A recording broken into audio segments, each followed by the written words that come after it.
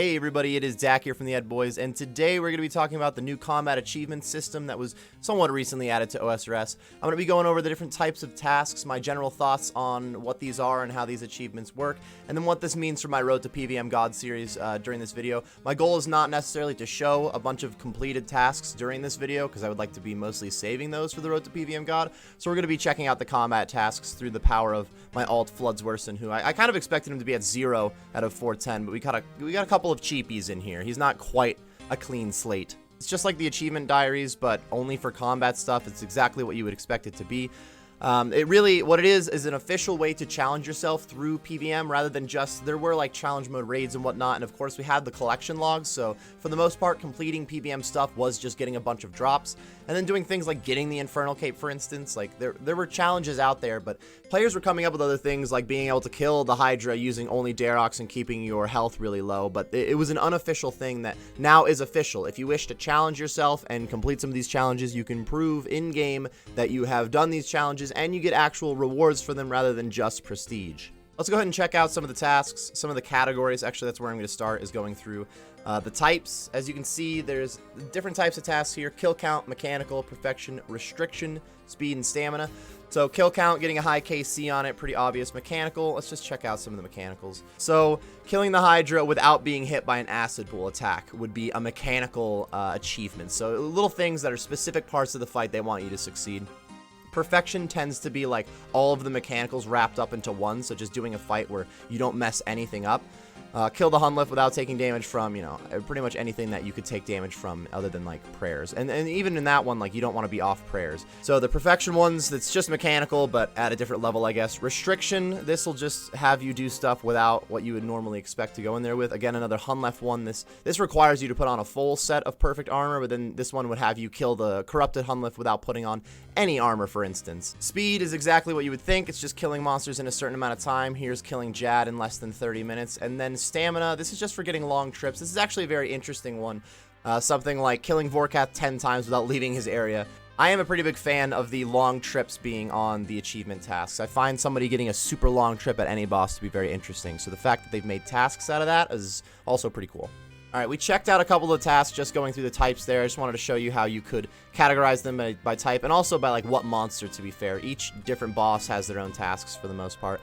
But I want to go over, let's just check out some of the crazy tasks. We'll go to Grandmaster. I mean, Master, to be fair, if we stick on Grandmaster for a little bit, there's a handful. These aren't easy. I mean, they are Master tasks, just because there's a whole nother level above them. These are not easy to do by any means. I mean, a sub 21 minute solo chamber. My solo chamber times aren't fantastic. I think my PB is like 28, 29 minutes, and that was when I was doing raids like all day, every day, and like definitely peaked at that point. And this is just the master version of it. So let's go to Grandmaster and check out some of these. First of all, let's go to that speed one and see.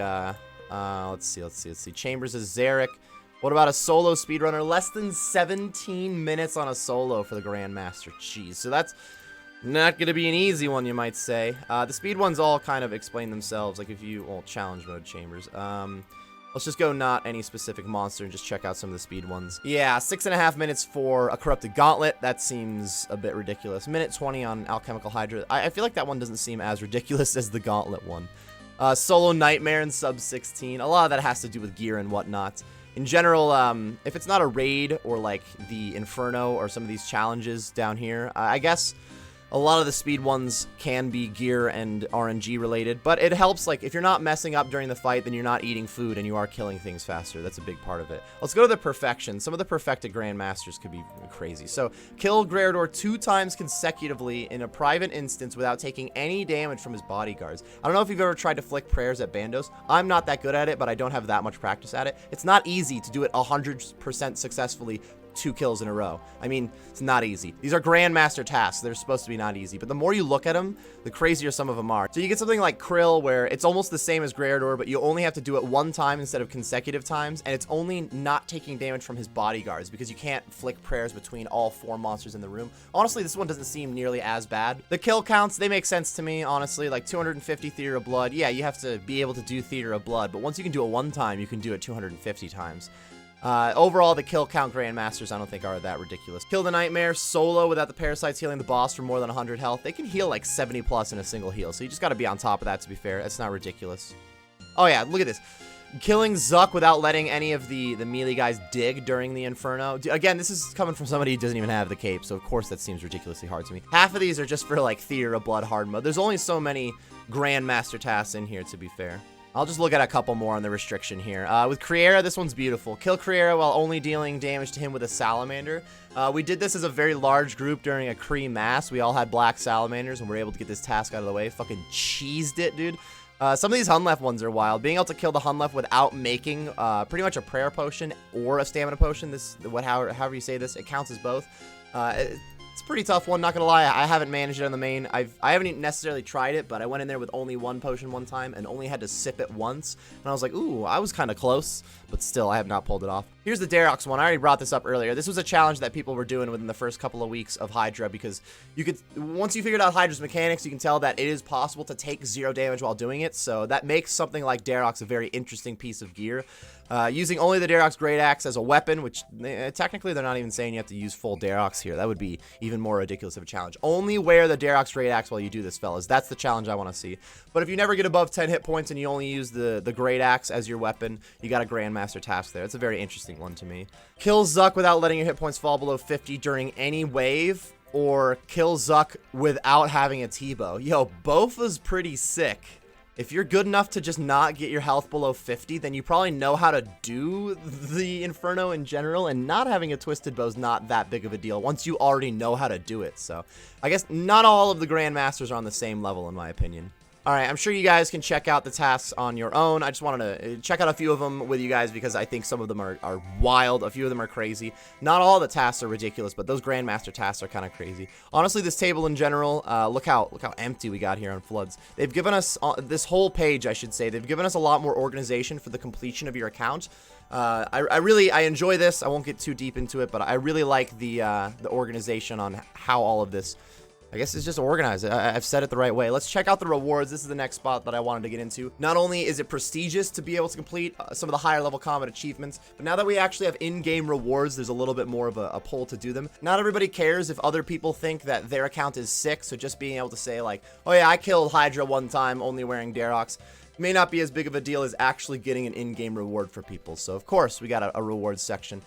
We could almost skip over these first ones. Like you get a bonus chance at easy clues. This is going to keep going up on the rewards. Anything but implings can give you 5% better chance at easy clues.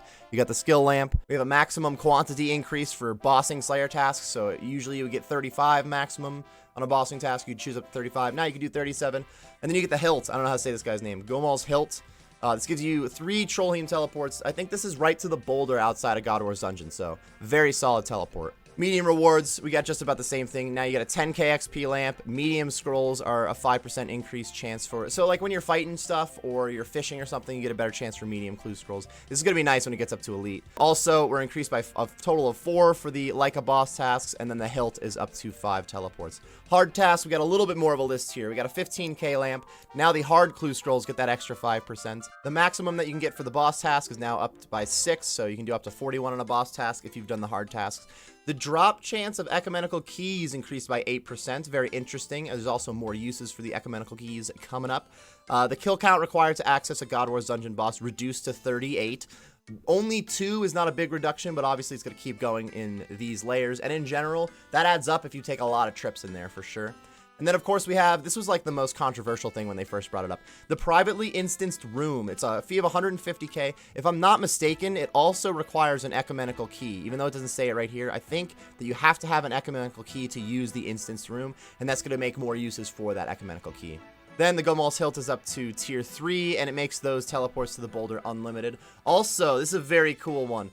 You can use KBD heads on a Dragon Hunter crossbow to recolor it, making the KBD style. This looks really nice. All of these layers have some more cosmetic stuff too. I'm a very big fan of cosmetic updates, cosmetic upgrades in general, but not everybody's a huge fan on it, so you may not be as pumped as I am, but I think that looks really sick. Elite tasks, we keep going. 25k lamp. Elite clue scrolls up by 5%. This is actually really sweet. I don't know exactly the time difference on some of the highest level elite hunting methods necessarily, and it does exclude imps like everything else, so this is not helping when you open imps, but in general for collecting elite clues, the extra 5% can definitely go a long way. We're up by 8 on those bossing tasks. The ecumenical key increase is now up to 16%. We're down to only 36 kills needed for the God Wars Dungeon access, and then the fee for the private room is down to 125k. Hilt number 4 is unlimited Trollheim teleports still, but now you get some of those more Ul Rek. I don't know if I say it right. It seems as simple as you can say it right. 3 teleports to the basically the Inferno area. Also, for the cosmetics on this one, we got the Vorkat's head on the Dragon Hunter crossbow looking even cooler than the KBD one. I like the light blue. And then you can also head to Gomil to basically make like a Jad Slayer helmet. It's a Zar Slayer helmet. It doesn't necessarily look like Jad. It's really cool is what it is, not gonna lie. We're on to the Masters. We got a 35k XP lamp with the minimum skill requirement of 60. Maximum quantity for the assigned boss task up to 11. Now when you're assigned a Zuck or a Jad task, you're assigned to kill 2. I kind of wish this was optional. I mean, it might be. Not every single little detail is said just in this menu, but sometimes when getting a Jad task, I don't necessarily want to do it that bad, so getting 2 of them isn't necessarily always a boost. The ecumenical key up to 25% increase. That is really nice. Down to needing only 33 kills to get into a room. Now that really is going to start to add up. If you're doing lots of trips without ever using keys and you're not using the private instance and whatnot, only 33 kills per trip. 7 less per trip's going to add up for sure. And the privately rented room's down to 100k. We've got unlimited teleports to Trollheim still. The more Ul Rek teleports are up to 5. And then, woohoo, the Vampiric Slayer helmet. I don't give it the best view just from here. I do not have one yet. I've not completed all my master tasks, believe it or not. Dude, this is a really nice looking helmet. It looks like, who was it? Kind of looks like Zurg from Buzz Lightyear. I didn't come up with that myself. That was definitely a Reddit post that somebody made a really solid comparison. It totally does look like, it almost kind of looks like you would have gotten it from Lady Verzik rather than, which is the same color scheme. That is the vampire area, but almost looks like a Verzik helm in general. Finally, for the Grandmaster rewards, you get a 50k XP lamp, which, not gonna lie, just a single 50k XP lamp for doing all those Grandmaster tasks. Weak. By the time you can do all that Grandmaster stuff, you could have gained 50k XP in whatever skill you needed it in. What is this? I guess if you have limited yourself to not being able to go to certain areas in the game, maybe that would help. You get up to 15 more on any Like a Boss Slayer task. So instead of 35 being the maximum, you could do 50 on a Bossing Slayer task. You get 3 Jads or Zucks per task, which again, I kind of wish was optional. Up to a 33% increase in your chance to get an ecumenical key drop, which is nice. The faster you get ecumenical keys, the better. Everybody wants to get out of the Wildy God Wars dungeon as soon as possible. So the kill count required to access the God Wars dungeon boss is down to 30. So if you did 120 kills, that normally would have been 3 trips worth 40 on each trip.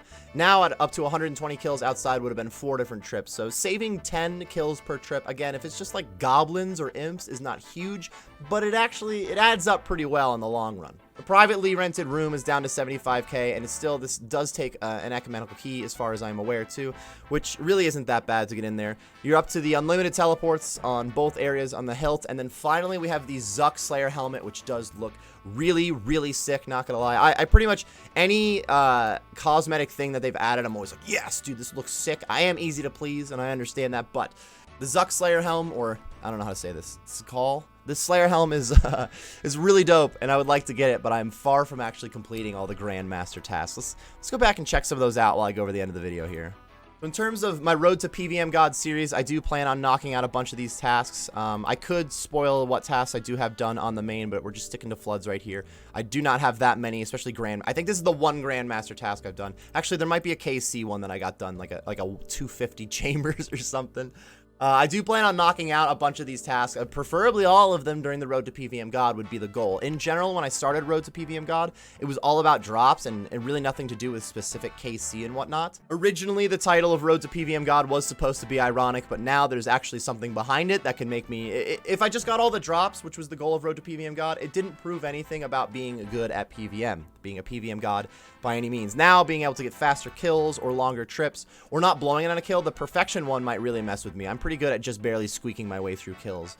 It's going to add a lot to the series without a doubt, and it might even help me with just getting clips in general, because sometimes trying to get a single clip, like a minute-long clip of me getting a big drop, can take like a month if I go dry. Or at least if I try to do like this elite task, you would think it's going to take me less than a month to kill Cerberus without taking any damage from lava pools, right? Maybe? I think in general, the combat achievements are big for anybody who does a lot of PvM. This has added a lot of challenges, a lot of other things to do on bosses that are already in the game. Plus, anytime that they add a new boss to the game, now they're going to have some other challenges with it too. Like, we have the upcoming, what was it, the Tombs of Amascut? The Raids 3 that's coming out.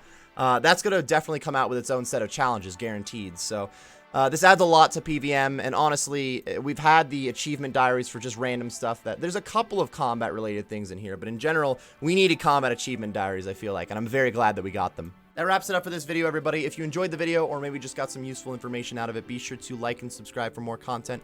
I do stream on Twitch, which should be linked on the screen and in the description. I will be doing the vast majority of these combat achievements live on Twitch, so if you're interested at all in that, then go ahead and check out that link. I am also on Twitter and have a Discord, which should be linked in the description.